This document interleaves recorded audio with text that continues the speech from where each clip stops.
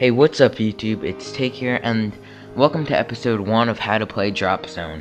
Now before I get on with this video, I really want to thank HD Gaming for letting me post this, but it will also be on my channel about 3 days after you see this. So you should check out my channel. It's youtube.com/MrTAK. The link will probably be in the description, and I make really good tutorials and I do a lot of series on my channel. And right now I'm doing S&D route series and other stuff like that. But let me get on with this video. So first of all, let me explain to you guys what Drop Zone is. It's pretty much a game for fun. I would not recommend playing this if you're trying to level up or something like that, but I would just play it if you want to have fun and stuff. And your KD might not be that good in this game just because it is really hectic and you'll just be getting a lot of kills and death. So your KD won't be high unless you're not an objective player and you're just gonna border the drop zone with an assault rifle, but that's pretty good except for the fact that in drop zone there are no kill streaks. So if you're gonna use hardline or something like that, there's no point to it because there's no kill streaks in drop zone. And because of that, I think more people are gonna be playing the objective other than going for kill streaks.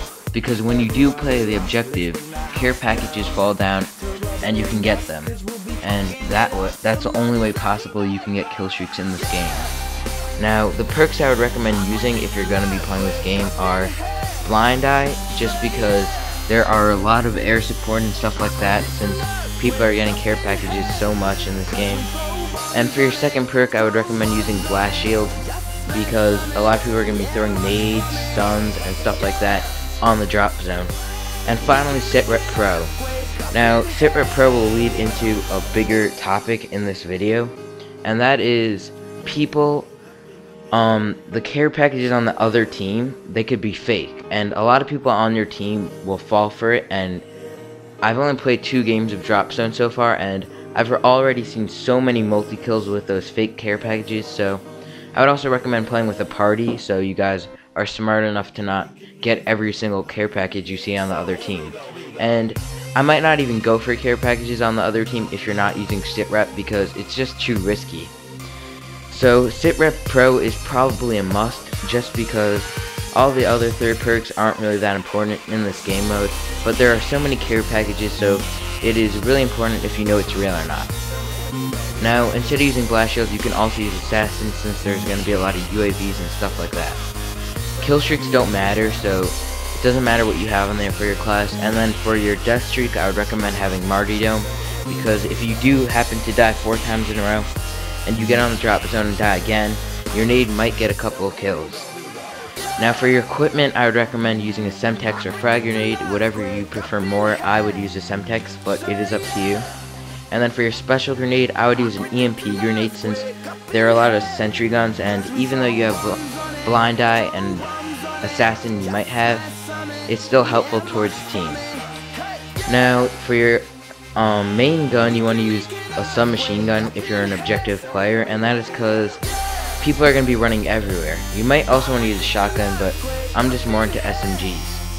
The gun I am using when I play is the MP7, 2 attachments, and I use extended mags and red dot. For my secondary, I was using Scorpion's Akimbo, but you should also recommend using the Stinger if you're going to want to take out air support. But if you have Assassin on, it doesn't really matter, but when I play, I use Blast Shield, so I really just depend on my teammates to do that.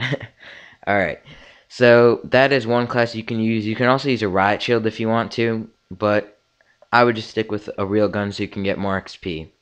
Also, this game mode is pretty good if you're new to the game because you really just have to stay in the drop zone to get XP.